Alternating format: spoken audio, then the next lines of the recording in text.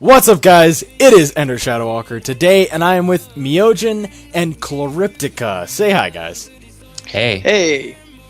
And today we are going to be talking about something very interesting. Why don't we find out in the next 10 seconds? So today's Let's Talk, we're going to be talking about YouTube and some interesting things like why we like YouTube, why we started YouTube, and some of our favorite YouTubers as well. Let's get right into it. So to start off, I'll let Ender Shadowwalker talk about the first topic, and that's about what channels we like and how we're following in their footsteps. So go ahead, Ender. Well, the channels that I like, and I've mentioned it maybe once or twice before, the channels that I really like watching, they have to be Markiplier, Jacksepticeye. I like watching Lord Minion 777, and I also like MiceGrim. Kind of how I'm following in their footsteps, obviously, is as I started most of my videos, the beginning is completely obnoxious and completely loud. Kind of like how Jacksepticeye every time screams at the top of his lungs, top of the morning to you laddies. Which, for him, it works perfectly. And then, for Mark, I'm just kind of finding that goofy sense of myself. For Jack, because I am a voice actor, I've kind of been following in Jack's footsteps a little bit.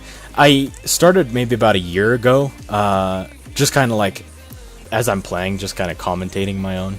You know, like I'm playing alone, I'll just start commentating the game, whatever I'm doing, every little thing that I say. And I found that it actually gets easier with time. Even when I started my channel, it was like, oh, I don't know how to do this. And I just started following, like, Mark's idea would just be completely obnoxious. Huh, nice. It's an interesting formula, honestly. I like that. Yeah, but, you know, like... And I can relate to that, actually. You know, I've tried actually doing self-commentary gameplay before. It didn't go too well. I did horribly. It was like a Minecraft Let's Play channel, but we don't talk about that anymore.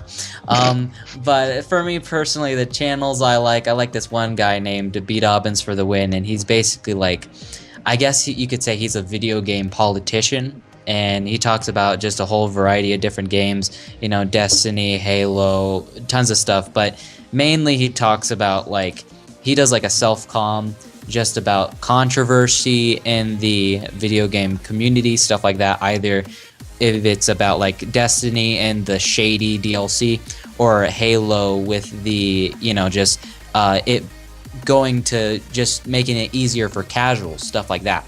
So... you know, it's really interesting, and it gets technical too. It gets technical, and it goes into like morals when it comes to treating the customer right too. And so it's sort of that serious tone that I like, but also I love, you know, Pyrocynical and Leafy, and you know, they're really just like funny self-com. I guess you could say like they're roasting people all the time. That's basically their channels. Have you ever thought of that? Like just roasting people on their channels 24/7. That's basically it. But, you know, they make it really funny because of their editing and just how they, you know, speak and stuff like that, you know. So it's really interesting. How about you, Chloryptica?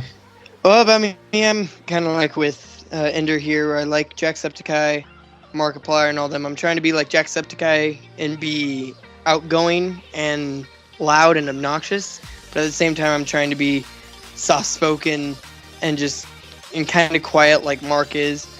Same time I'm being like Leafy. I try to be like Leafy in the same way where I kind of be soft in speaking, but also like make the stupid jokes that I do, or try to make dumb jokes like he does.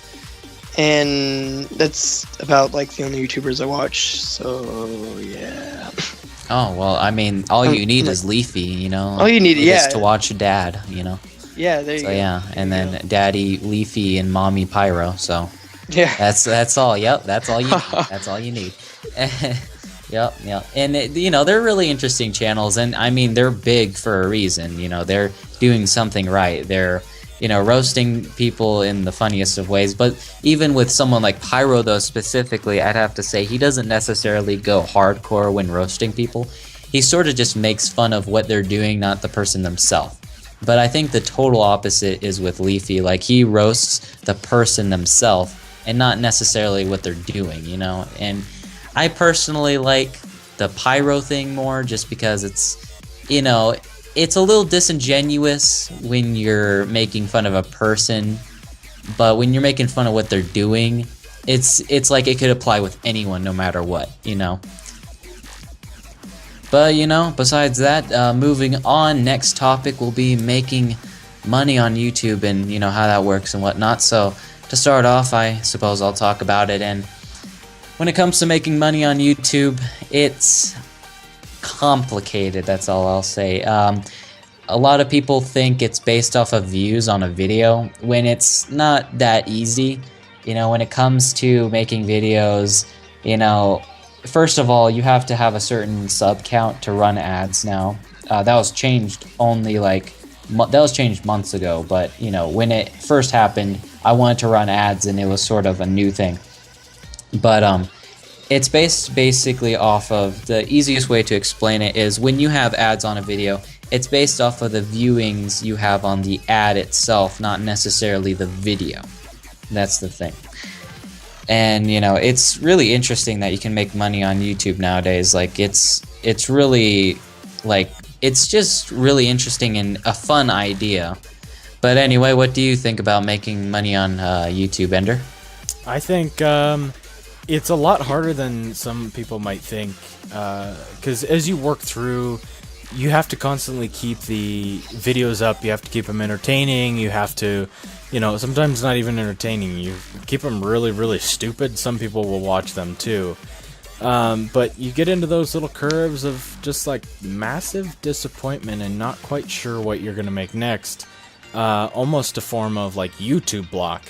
And at that point, if you depend on the off the money that you get from your views, and you get a massive YouTube block, that can go downhill really quick. Yeah, it can, and it's happened a lot with different YouTubers, and a lot of Twitch streamers actually lately. It's pretty insane, and it's over some of the dumbest reasons. Like, for example, the new YouTube guidelines and rules; those are just totally stupid. And with some of the rules on Twitch, they enforce some of the dumbest rules as well, you know, so it's really, you know, wonky. But what do you think about it, Chloryptica?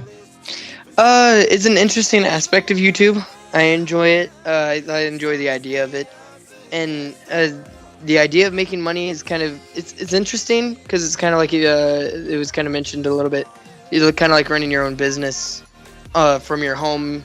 You can upload it whenever you want. You can do whatever you want, and people will watch it. You can make money off of it, but it also can corrupt people. Like, the making of the monies and things like that can corrupt the YouTubers and make them think that that's their life, and it can ruin them, which I don't like. Like PewDiePie, it's kind of ruined it. That's kind of what it seems like. It's just ruined him, has made him way more different than years back. But so the idea of it, I think, is really cool, but also at the same time, it's kind of like a warning.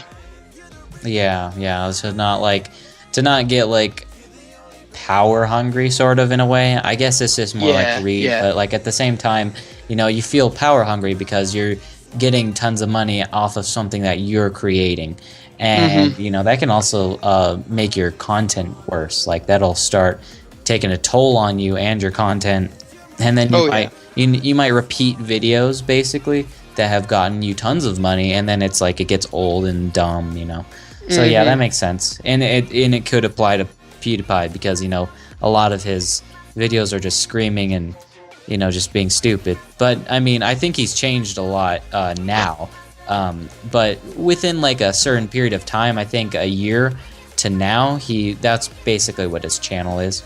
Yeah that's all it seems like, anyways. Yeah, makes sense.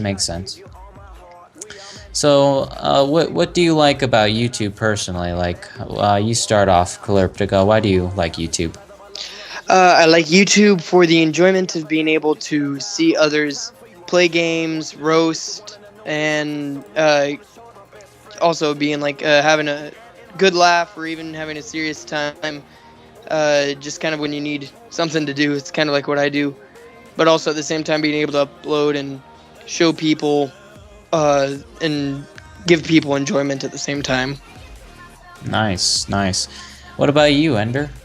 A lot of mine actually goes hand in hand with Chloryptica's. For me, it started as like, I have nothing to do in my life. Why don't I watch somebody else play a game? Or, you know, it's like, oh, I was curious. Is that game any fun? Let me watch something on it to see if I'll enjoy it.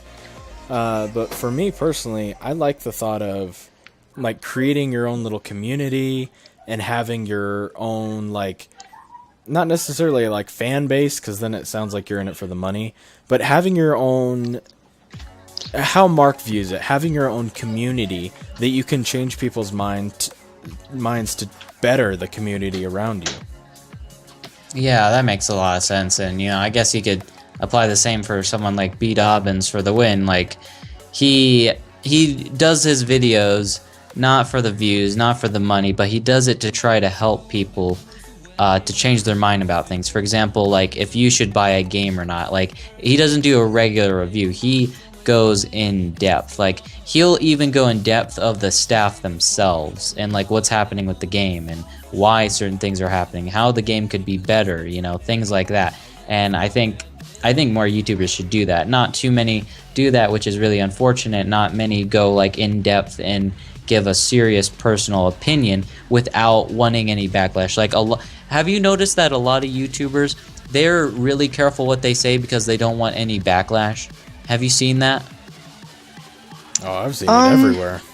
Yeah, I guess so. Yeah, it's everywhere. And you know, with someone like this guy, he doesn't care what people think. He gives his personal opinion, and if people get upset at him, he doesn't care. But he does it for the specific reason to show if the game is good or not, what he thinks should be changed, what he thinks should stay, because he thinks that, you know, if they want to make it an ongoing series, depending on what game it is, you want them to improve on it, so you need to be vocal of what you like and what you don't like. And that's another reason why, you know, video games sort of are off these days, because, you know, people aren't vocal enough. But, you know, any YouTuber who can do that, you know, is really good. But personally, like, you know, just for me liking YouTube, it's just that I like being able to show my creativity off and show what I can do, you know, sort of learn some of the ropes, like how I can change my comedy, how I can make my videos better, and then like kind of share that with the people who watch them and see who actually enjoys it. You know, that's a good feeling. But either way, either way, you guys have a wonderful day. This is Meojin. Say bye, Chloryptica. Say bye, Ender. Deuces. Later.